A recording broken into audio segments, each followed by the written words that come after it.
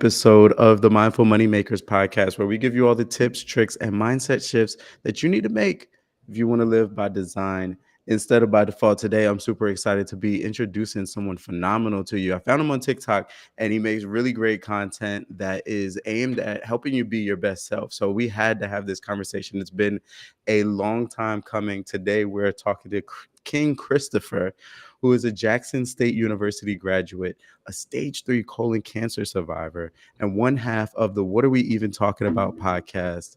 And he's coming to you today as a healing enthusiast. So excited to be talking to you today, Chris. How we doing today, King? Thank you. I'm excited to be talking to you as well. I'm actually doing quite amazing. The week was somewhat trying, but I always tell people like I give all of the energy that I have to my week. And so on the weekend, I just get to be. I'm so grateful for that space of just being able to exist and not being obligated to anything and being able to lend my energy to where I desire. So I'm really grateful for this opportunity because I think this is a great opportunity to have like some really important conversation. And this is a good place for me to want to lend my energy. So thank you for having me. Let's do it. That's love. And we do appreciate you and share gratitude with you for sharing this space with you because, as somebody who is kind of always on go and yeah, we're passionate about helping and moving the needle forward in people's lives, but we do need a chance to reset and respawn and, kind of focus in on ourselves. So I know how precious this time is and how grateful. I just want to express how grateful I am for you sharing that with Absolutely. us. I appreciate that. I was able to introduce you a little bit, kind of briefly. I feel like we just scratched the surface. There's a lot in these three little sentences Sure. that I just shared. Mhm. So I want to give you an opportunity to kind of tell us a little bit more about yourself. It seems like you've gone through some pretty significant challenges that Sure. not many of us do. So I want to give you an opportunity to kind of tell us a little bit more about where you started, where you're at now, and where we're headed. Gotcha. Definitely. So for me, I am a Florida native. A lot of people don't know that about me because I've moved all around, but I did start my journey in life in Florida. I'm originally from Tallahassee, born and raised. That's where the majority of my extended family still is. My mom eventually married two different Navy men, so we kind of traveled around quite a bit. But eventually, we landed in Memphis, Tennessee. We got to Memphis in '99, where I was there until 2007, as to where I moved to Jackson, Mississippi, eventually having gone on to get a degree from Jackson State University. And I think for me, as far as the journey as it started and how I am and how I ended up where I am, I think a lot of it, I always say, and this is kind of how I start conversations in the TikTok space. I always tell people the one way that I typically introduce myself is that I like to start off by telling you who I am and who I'm not, and that I'll go ahead and start off with the latter. I am not a therapist. I am not in any way affiliated with anything psychiatric, psychological. I am not a clinical social worker. I am not a certified life coach. I am not, as I am learning now, I have had to tell people recently, a pastor. However, who I am is a high school dropout, a college graduate. I am a colon cancer survivor, and I am somebody to whom, through many, many trials, challenges, life lessons, experiences, trauma, a massive amount of therapy has gotten to a place of healing. And so I think for me, even in finding ways to try to navigate podcasting and content creation and live streaming, all of those different areas, I kind of often ask myself, like, where did you get this audacity? This isn't you. You're not this extrovert. You're not a quote unquote influencer. But I think honestly, on a regular basis, I have to take ownership in the fact that I feel like I'm answering a call. I think that based on everything that I have learned, based on everything that I am daily kind of learning to navigate, it would be me doing a disservice to other people, even if it's a handful of people, not to be willing to share that with others, because I think I've learned some really, really valuable lessons. I think I have had some really, really powerful experiences, and I do feel challenged daily to kind of share that with people. And then if nothing else, help people as they kind of navigate their way through their own journeys and kind of discovering for themselves what they need next, as far as some of those things that I mentioned earlier, like therapy or life coaches or pastors or whatever that looks like. Right. That's deep. So what I'm hearing is that in order for you to have to tell people that, hey, I'm not this and I'm not that, right, Mhm. means that you're operating in those spaces and people are seeing that in you. Sure. And I think that you recognize that you're feeling that you've been called to do it, that this is something Mhm. that kind of, I don't know if you force it, but it seems natural to you. It seems like this is the natural next step for you, being that you've been through so much, you've learned so much. Mhm. Maybe you're overflowing with the information, the knowledge, and the experiences that can help other people. And it's interesting, so I want to ask you what it's like to navigate between being and feeling called to be in these leadership roles, Mhm. but not identifying as the leader. How is that for you? It could be very challenging. I've had some really serious conversations lately about imposter syndrome and about all the ways that that can show up. Because if nothing else, I challenge myself to always, wherever I am, no matter what's going on, to show up authentically and to be my complete self. However, one thing that I have found challenging lately is that, especially in the space of healing, I think a lot of times for me, I talk about, okay, so of course we started here and then these things happened. And now it's important to learn these lessons so that we can get from here to the other side of that thing. And I always want to be clear with people that it's not okay, well, I did this work and now I'm healed and life is so much better. I tell people all the time it's a destination. It's not a destination, it's a journey. And so, in figuring out how to properly navigate it for myself, it's about me having sometimes taking moments to like step away and to have serious conversations with myself so that I can come back and have serious conversations with my community. Because even very recently, I was dealing with some things as to where I was like, I'm dealing with a lot of heavy things in my personal life, and sometimes I don't always have the energy, or sometimes I'm not in the best mood, or sometimes my spirit isn't properly aligned with the message that I'm presenting. So I never want to show up and essentially be encouraging somebody else in a way that I'm not personally able to encourage myself. So I took a week off and then I came back and I had a serious conversation and I said, hey, so hey guys, I know you've been wondering where I've been. This is what's been going on. I just wanted to be clear that this is where I'm at. This is how I'm feeling. Just like you, I go through these things. I'm never here to present myself in any way as if because I'm at this level that means I have it so much more figured out or that it's coming from a place of perfection. We're all living, learning, growing, and experiencing every day. So I'm here with you. And I think that's also why I decided to do the name change. For anybody that does know me from TikTok, for a while I was healing with Christopher. And I think more recently I was like, as much as that is the premise of the discussion, I want it to be clear to everybody that this is not me saying, hey, come here so I can heal you, because I've had people to ask. And for me, it's more so, no, come here so that I can share with you my experience, where I am in my journey. And hopefully, if you're able to resonate, it will help put you on the path of getting to wherever it is that you're trying to go. Right, right. That's beautiful. So, knowing that, it's time to retreat and it's time to Mhm. rest and it's time to recover in the name of showing up authentically, I think one is going to translate really, really well. I think that people are attracted to that type of authenticity because, after all, we are all human and we are having very similar experiences. And it's sad too. While I think about it, the people that feel like they're the only ones going through the thing that they're going Mhm. through, right? And for you to show up as an example, publicly and vulnerably and transparently, uh, as an example of being able to go through these things and manage them and then still show up and pull somebody else up with you, I think is tremendous. What I'm curious about is, what does that retreat look like when you are feeling a little overwhelmed or feeling the imposter syndrome coming in? What's the process? And of course, it's not going to look the same for Sure. everybody. But what does that look like for you? Like, where do you look to start healing some of these Mhm. more, these heavier experiences that we have as humans? Absolutely. So for me, I can say the first thing being is that I lean into it, and this is something I've been having the same conversation. You ever find yourself, and I don't know if you're a person who's actively gone through therapy, or if your listeners are people who are a part of a therapy journey.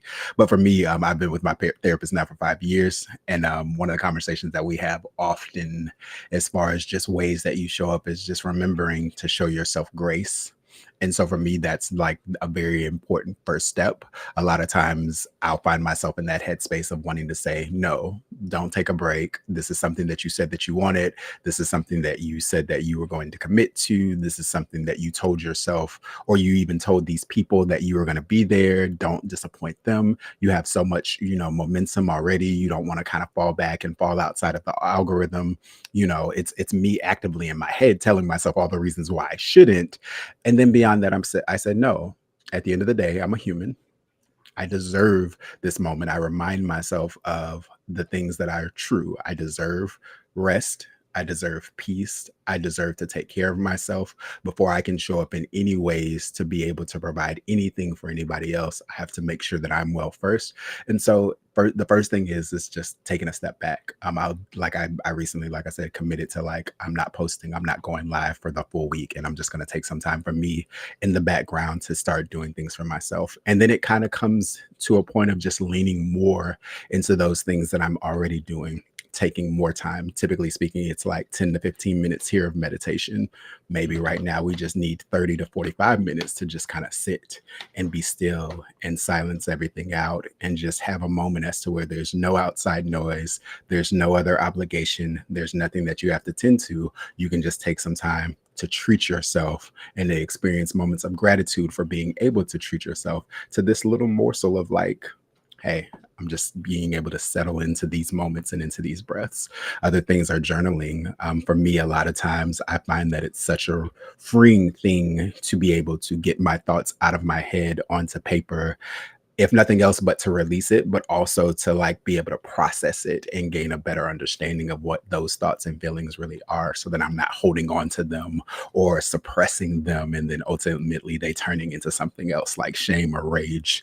But yeah, for me, I think if I could, like, sum it up to three things, it's definitely like taking a moment to have some really important conversations about with myself about the fact that offhand I deserve this, I'm worthy of this, it's important for me to take this time for myself. And then beyond that, like I said, leaning into certain practices, whatever it is that provides wellness for you. And like you said, it shows up differently for everybody, but understanding that from that perspective of self-care, that it's not always the same thing for everybody. Like, it's not nails and salon and facials and massages. Sometimes it's just being able to relax. Sometimes it's writing in a book. Sometimes it's listening to positive affirmations. Sometimes it's turning on your gospel. Sometimes it's praying. Sometimes it's crying. Whatever it looks like for you, just doing what's necessary to navigate in those spaces. And then beyond that, being recognized that as much as it's important to take that time, that you can't stay stuck in it. That on the other side of it, it's like, okay, I had my moment, I reset. I may not be 100%, but I've restored myself enough to the point as to where now I can come back and I can put forth the work and the effort into continuing forth on my journey and showing up in all the ways that I've decided for myself I want to. Come on, balance. Yeah. It's always, yeah, it's always I don't want to say limit, but there is an intentional knowing of when it's time to shift in and out of different modes, different states of mind, and be as productive. But the most important thing that I'm hearing from you is that the priority is alignment, Mhm. right? Being truthful to yourself, honoring your truth, honoring how you're feeling, not being in resistance to what you're what's happening, what's going on with you, but instead acknowledging and being able to sit with it. One thing that has always been really interesting to me is how masterful the society that we live in, the capitalist society, has been at distracting us from the most important, you know, thing in life, Mm. something that we're never separate from, and could be so much better off in life had we paid a little bit more attention to it, and it's ourselves, right? Mhm. They have provided, ample amount of ways to, dump your focus and your attention everywhere but internally, and it's caused people to have challenges even getting started with some of the things that you've listed, some, meditation practices, some Mhm. journaling practices. It's extremely hard for some people to get started. I remember when I first started meditating, I was super frustrated. I would have given up. One of two things would always happen when I started to meditate. Either I couldn't stop thinking, or Mhm. I would fall asleep, right? And and when I say that, a lot of people are like, "Yeah, that's me. That's why I don't meditate, is because my mind is racing." And I've had to learn that meditation isn't about quieting your mind, but being Mhm. observant of what's going on, and not needing to control everything all of the time. But my question for you is like, what would you say to somebody who feels overwhelmed? They feel like they're always on go. They feel like they need this rest and reset, but they struggle to do it in a way that they feel that it's helpful because of, maybe they feel like they're not doing it right or whatever. Mhm. Yeah.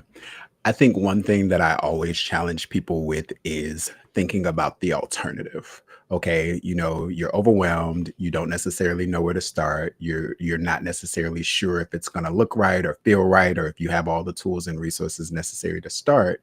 But think about the alternative of you never starting and you allowing yourself to stay stuck in that space of overwhelm. I tell people all the time, I think a car is such a perfect metaphor when it comes to so many things in life. You save all this money and you pick out the perfect model, and you have the color and the trim and the interior and everything so beautiful. It's exactly what you want it to be. However, once you get it, it's not just about putting gas in it and driving it around. Once you get it, you have to keep it up. You have to take it in for routine maintenance. You have to make sure that everything's running smoothly. If you hear anything that might be a little off, you got to take it in and have somebody to check on it. So I often encourage people to think of yourself sometimes in ways as you would a car, because you have to think, well, if I'm not putting in this maintenance, if I'm not putting in this routine care, if I'm not doing everything that's necessary to check in on it, eventually it's going to break down on me. And that's the same of your mind. That's the same of your body. That can be the same of your energy, of your spirit. So, yes, I understand that sometimes us as people, we want to make sure that we're doing it just right and that we're not jumping into something until we feel like we have everything to make it perfect. But you also have to consider, what if it's never perfect?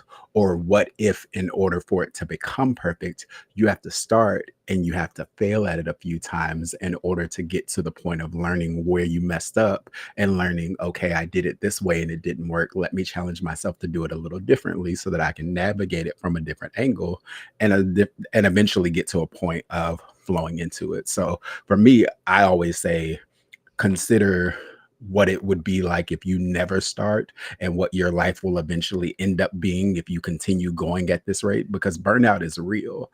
It's a real thing and people are facing it every day all around you. And it's so important to note that, as much as it may not be clear, we are on our phones all day, whether you're texting, on social media, on the internet browsing. Like, we have these handheld devices that we carry with us everywhere we go, and we have tools and resources available there that we don't even utilize, whether it's Google, whether it's YouTube. There are so many people. And something that you said earlier that I think is so important, about how a lot of times people don't feel that anybody else can understand where they're coming from. The human experience is so universal. Billions of people for all of these hundreds and thousands of years, somebody somewhere has gone through, if not the exact same thing that you're going through, something similar.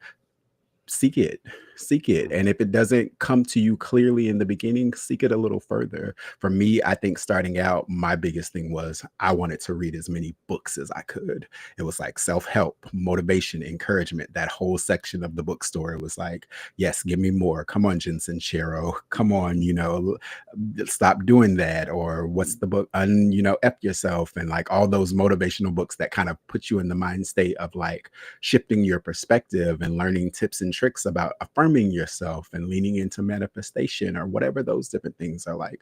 I tell people, if you feel like coming into something you don't necessarily have everything that you need, or you're worried that you're going to do it wrong, take a little time for yourself, as much time as you can spare, and do some research, because that can really guide you to where you need to be. Like understanding that there are other people who have been where you are and they've gotten to the space of kind of being better at it. One thing you said, Dan Harris, he was a news anchor for many, many years on CNN. He had, or maybe it wasn't CNN, it's some news station, but Dan Harris, if anybody knows him, they can Google him. He has an app called 10% Happier. And at the introduction of those conversations, he says the same things. When he first started meditating, one of two things would happen. He would be frustrated because he would be stuck in his thoughts, or eventually he would fall asleep. So he would think for himself, like, I'm not doing this right. But one thing I think that people avoid or that they ignore is that meditation is about mindfulness. So it's okay to think. It's okay to relax. It's okay to ease into it. It's just you noting those things and being aware of those things in a moment and pressing through them. Just don't give up. I encourage everybody, just in whatever it is that you tell yourself that you want for yourself, especially as it applies to something that's going to eventually better you, don't give up on it. If it doesn't work out the first time, try it from a different angle. And I know what frustration looks like when you want so badly to just get something, but understanding that that's not necessarily realistic. The only way that you're going to get to a point of succeeding at it is not giving up. Mm-hmm. That's beautiful. That is powerful. You sure you ain't a coach? I'm not. And somebody else, it's funny because I had somebody come in recently into a live, and he's like, doctor, somebody PhD. And he was like, and I had said in the moment, he heard me saying that I was this high school dropout and this college graduate. He said, I've met doctors who could not navigate the healing of somebody out of a corner, and I've met high school dropouts that can literally change people's lives. He was like, if you feel that that's something that you want to do, I definitely encourage you to pursue it. And for me at this point, as much as I tell people all the time, like, I love being able to have these conversations, I've done as much schooling as I ever want to do in my lifetime. I don't want, like, it for me at this point, it's like, ooh, going back to get another degree, going back to get a license, going back to get these certifications. I'm like, ooh, let's just talk about it. I'm here. Let's talk about it. You need some therapy, I'll refer you to a therapist. Here's a website. Here's some resources. I'll be a conduit. I don't know if I necessarily want to be the coach. Yeah. Well, we'll work on it. We'll work on it. I got you. Yeah, it's the most meaningful thing, and you described it perfectly. It is just a conversation, right? A lot of people, and I'm not saying that you're mistaking it, but a lot of people do mistake coaching as being a teacher, like having to tell somebody something. And in my experience with my clients, 80% of the time, they just need somebody to listen to them, right? To ask really good questions and to hear them out. And then they kind of like work things out on their own, because after all, I think you're 100% accurate when you say, I don't have the answers. We don't. I don't have any answers for you. You do have the answers though. And as a coach, it's helpful to kind of have somebody like a co-journeyer, through your mind and and who told you that, and what makes that true for you, and what is this about, and just being curious, I think is really helpful. So I see a lot of those characteristics in you, and I see the capability that you have to make a very deep impact. I know that anybody hearing your voice right now is going to be forever changed from the things that you've just said. And it's amazing. What was my next question? Is it going to come back to me? Oh yeah, I remember. So I kind of want to dive in. We can't just act like I didn't say what I just said about the stage 3 colon cancer. Like, we can't just breeze over that. Yeah. Right. Yeah. What was that story? How was navigating that for you? Because I couldn't Mm. imagine. Yeah. So interestingly enough, and that kind of transitions back into me saying that I am a high school dropout, but I'm also a college graduate. I dropped out of high school my senior year. I think I got into a point as to where I was working full time. I had gotten it in my mind that I'm an adult and I'm above being around these children. So I made some choices based on where I was in my life at that time to leave. At that time, it was also my intention to quickly go and get my GED. However, I think for most of us, we learned that the more you put something off and the more that the rest of life is going on around you, the less it becomes a priority for you. So, over the course of the next 9 years, I was kind of in these spaces where I was making as much money as I could make based on the fact that I only had a certain level of experience, that I didn't have any broader education. So, I kind of hit a wall and I got to a point as to where I decided for myself, you know what? I need to go back. I need to figure out how to make this work for me. I believe for myself that the only way that I'm ever going to be able to obtain the level of success that I can imagine for myself is to go back and get a degree. So I took the GED test, and I didn't want to take any courses. I didn't want to take any practice tests. I just wanted to see where I was. I had been out of school for a long time. Math and science were not the strongest subjects. I knew for me, I just wanted to like kind of determine where I was and where I needed to improve as far as doing it. I showed up on a Wednesday. They were like, you can do it on different days. You can break it up into sections. You can do it however you want to do. I was like, no, I want to do it all in one day. So I came in at 8 in the morning, stayed until 3 in the afternoon, and I took all the portions of the GED test. And they told us there that day, they said, ultimately, what's going to happen is if you passed, you'll get a manila envelope with your transcript and your GED.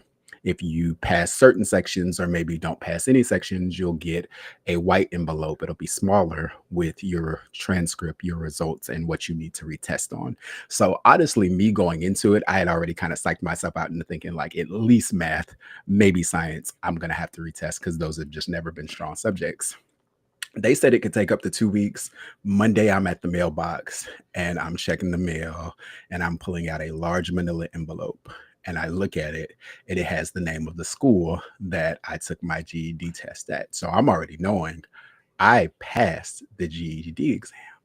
And I ran to my apartment from the mailbox and I got into my apartment and I screamed. And my roommate came out and he's like, "Are you okay? What's wrong?" I'm like, "I'm okay." And I called my mom and I'm crying and I was like, "I did it on my first try." And for me, it was like, this is a brand new door that has been opened of opportunity, of things that I can possibly experience for myself. And I hit the ground running. I started school. I did 4 semesters, got an associate's degree with a 4.0. I quickly Mhm. decided from there I wanted to go to a university. I transferred to Mississippi State University in Starkville, Mississippi.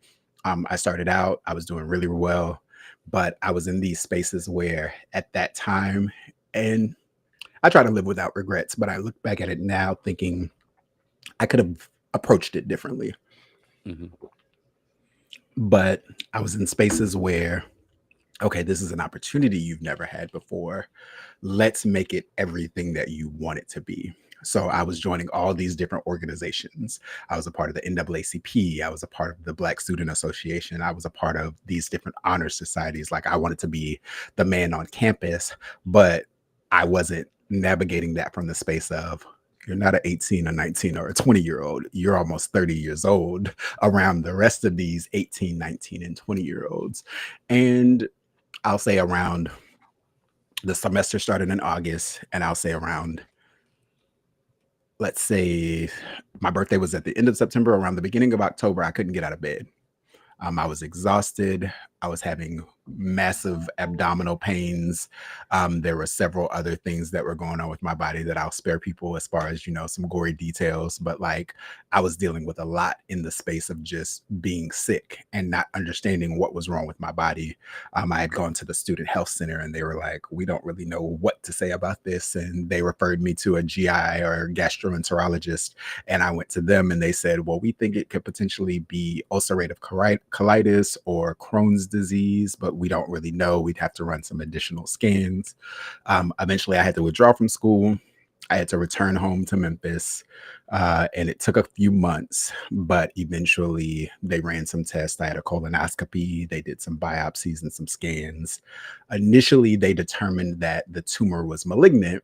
And then after they reviewed it some more, they were like, we want to go back in and look at it a little bit more because we're looking at the scans. And even though this machine has said that it's malignant, we're almost certain that this is cancer. And so they did it and they came back and they said, yes, you definitely have what's called stage 3 level C colon cancer. And I remember calling my best friend and crying on the phone because this was like this scary thing. Like, I have cancer. And like, for a lot of people, if you've ever experienced it, if you've had family members that have experienced it, we know that typically speaking, in a lot of instances, we associate it with being somewhat of a death sentence. It's a terminal disease. It takes a lot of lives. And so it was scary. However, I was quickly able to, and I'll never understand why. And I thank God for all of the ways that He makes me resilient. Because I think beyond that moment of that call to my best friend and crying on the phone, I discovered a level of strength that I didn't think was possible for me. And I curated this mind state. And I said, cancer is just a word. Words only have as much power as you give them. And God is still victorious over everything. And that beyond that moment, I wasn't going to allow myself to be defeated by this, that I wasn't going to allow myself to feel broken, that I wasn't going to allow myself to be sad and depressed, but that I was going to do everything in my power to encourage and uplift the people around me, because those were the people that needed it. Like the people that were scared watching me lose weight, the people that were afraid because they know what cancer means and what it can do, that were praying so hard for me and believing for myself, like, I need to be an example to show up for them. So there would be times as to where I had friends that were dealing with things and they wouldn't want to talk to me about it. And I'm like, no, the things that you're experiencing may be affecting you just as significantly. Just because what I'm dealing with physically is Mhm. affecting me doesn't mean that your problems aren't valid. There are so many people right now that can't get out of bed. There are so many people that are like balled up in a corner in pain. I'm okay. I'm really small. Chemo and radiation and some of the surgeries can be very challenging, but if Mhm. nothing else, every day I can lift my hand and wiggle my fingers and say that I'm still here. And so, starting out, they told me that based on where the tumor is, how large it is, and how aggressive the cancer is, we don't want to perform surgery because we feel like it would ultimately make things worse. However, without surgery, we believe that we may be able to sustain you on chemo for 2 years. So very early on, I'm 29. I didn't expect to live to be 31. Here I am sitting having this conversation. I'm 40, but it was one of those things where I was already given this expectation very early on. There's not much we can do for you, but you're very young. This is a disease that typically shows up for people that are 65 to 70. We want to do everything that we can to try to help you. And I'm so grateful Mhm. for my team, my oncologist, my urologist, my neurologist. Like, I had my surgeon, I had so many wonderful doctors at that time that were just actively working to do whatever they could to sustain my life, not even realizing that they were saving it. Mhm. um, and it's one of those things where eventually just to kind of wrap it and kind of close it off, I got to a point where I had gotten a spinal infection. I got up one day thinking I was about to get up and walk, and I fell over and realized that I couldn't. It felt like my lower back was trying to crumble beneath me. I didn't Mhm. sleep for weeks because no sleeping medication could get me in the position to be comfortable. They brought me in. They quarantined me. It's so funny because we hear about um, COVID, Mhm. or, and all the ways that we had to be quarantined. But no, like, I'm literally in a hospital in a location where there's nobody else around, and people are coming in hazmat suits because they know I have some type of infection and they don't know what it is. Oh, And smokes. so, yeah, so they put me on some antibiotics and sent me home 2 rounds. And beyond those rounds of antibiotics, they were able to determine that what they thought was cancer that had transferred to my spine was actually just an infection. They were able to determine, once that infection cleared up and that the radiation had shrunk the tumor to a certain rate, they were like, oh, well, we didn't believe we could do a surgery before, but now we can. Mhm. And they went in and they cut me open and they did a lot of different things. And after the fact, I remember about a month they had taken me off of chemo, and I was so grateful to be off of chemo, because if anybody's ever had to experience, it's a lot. But I was so grateful for that. And then a month later, they called me back in and they said, yeah, so we this is very surprising. And I think for me it was so scary because for the better portion of that year, I was so used to every appointment that I would go to, it would be something else that was bad news. So I think I was expecting that. And they were Mhm. like, this is really surprising. We really weren't expecting this, but we got it all. You're completely cancer free. Wow. And I remember like me and my mom, like that was like the moment we agreed going in, like, you know, we both can have our moments, but we're never going to cry at the same time because we're going to be here to hold each other up. Mm, And I remember that day we both were just we were in stitches because like it was just like right. it was heavy. And I remember for a while I would have to go back once a month. I think Mhm. starting out I was going back once a month, and then it was once every 3 months, and then it was once every 6 months, and then it was once a year. And at my final yearly checkup, my doctor said, you're based on all the results that we've had, all of your numbers are amazing.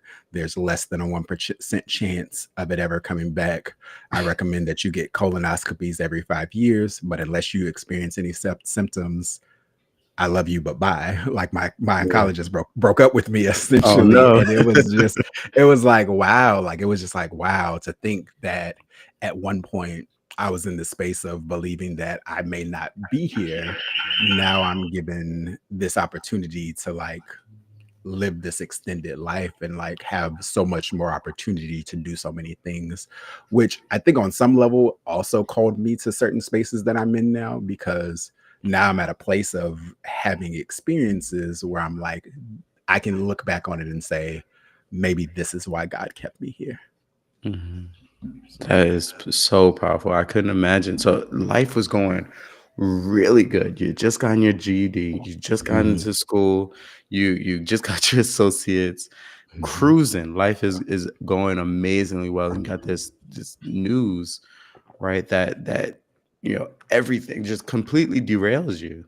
mhm, But kept a positive mind about it, realized that part of it is a calling because now you get to show people how to be resilient, how to be strong, and how to move through difficult situations. And I'm sure that impact wasn't lost on the people close to you, yeah, and then ended up defeating it and being victorious in the situation to the point where 10 years later now we get mhm, to share the story, right, and yeah, spread the message a little bit more. I think that is phenomenal. I'm so glad that we had the opportunity to connect and talk about, even very briefly in this 30 minutes, I feel like yeah, we've gone on a whole journey. We've gone through all of the stars and a couple different universes, yeah, uh, just sitting in the seats in our homes, being very comfortable. We can't make it the last time, but before I let you go, I gotta ask you, right? What is mhm, one thing? Because I believe in baby steps, and sure. you've accomplished some tremendous things as we've already talked about and reiterated. But what's one small thing that anybody listening right now can do to start living a little bit more by design Mhm. instead of by default? I've never been asked this question. And so it's funny how when presented with something that you would really have some time that you needed to think about it, the answer came to me immediately. So I want to say that out loud first. I'm so shocked that the word just popped up in my mind. But honestly, surrender. Ooh. And I know like that in itself, like you hear the word and it's like, oh, that's so scary, because it is. It's a very big thing. Allowing yourself to just let go, especially when you've been holding on to things so tightly for so long, whether it be relationships, whether it be careers, whether it be certain family members and toxic experiences or places where you feel like you've outgrown and you need to move away from. A lot of times the hardest thing that you can do, but the most beneficial thing that you can do is to learn to release and let go. I think we carry so much pressure and so much weight and hold the responsibility for so many things that don't belong to us, but we've just created this mind state for ourselves for so long, like this is mine, this is my burden to bear, I'm responsible for this, I have to make sure that everything is okay, and I have to keep up appearances, and I have to make sure that everything's flowing well. I'm the provider. I have to make sure that no matter how much I'm bogged down, no matter how exhausted I am, no matter how frustrated, overwhelmed, how much I'm crying myself to sleep at night, I still have to show up every day and make sure that everything, all these different plates are spinning and all these different parts are moving. But we don't understand that that's not truly your responsibility. You were never created to take ownership of the world. You were never created to carry the weight and the responsibility of other people's lives. You were never created to be this vessel to allow so many other people to use and consume you to the point as to where you were so depleted and you didn't have anything else left over for yourself. And the one way, as much as it's going to take for you, and as much as sometimes it takes for you to get to a breaking point to realize that it's necessary, and I'm sorry, because once you get there, it's going to be hard. I'm telling you, I've been there. It was one of the roughest times of my life. But sincerely, surrender is the key. You have to get to the point as to where you recognize for yourself that, hey, I am human. I am only responsible for myself. Every part of my life for the remainder of it, however much time I have left, is about finding ways to live it comfortably, about finding ways to serve my purpose, about finding ways to connect with people and to have experiences that bring me to that space of peace and joy and happiness. Because again, you're worthy of that. You deserve that. And the only way that you're going to be able to do that is once you say, hey, all of these things, these plates that I've been holding, all of these things that I've been juggling, all these things that I've been holding tight to, I just have to let them fall. I got to let them fall to the ground. I got to leave them where they are, and I have to walk away from them. And it's going to be hard because you have connected to a belief system all your life that has convinced you that that is something that you need to do. But I'm here to tell you, under the sound of my voice, that it was never your responsibility. It was never your need. And you have not been helping other people as much as you've been harming yourself.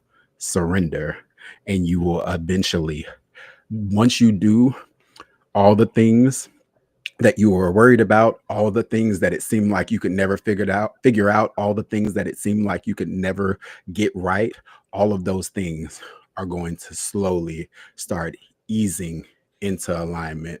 All of those things are going to start becoming a lot more clear and into focus. And you're going to start to realize, wow, if I would have just done this a long time ago, I would have been able to breathe easier. I would have been less stressed out. I could have avoided a lot of years of depression and sadness. And it's okay that you went through it because you needed it. That was a part of your journey. Those were lessons that you needed to learn so that once you did surrender, you could appreciate the value in it. But come on, surrender. We're almost there. You're this close. And I'm here with you actively right now in this moment, still learning to surrender things more and more. So you're not alone. Yes, indeed.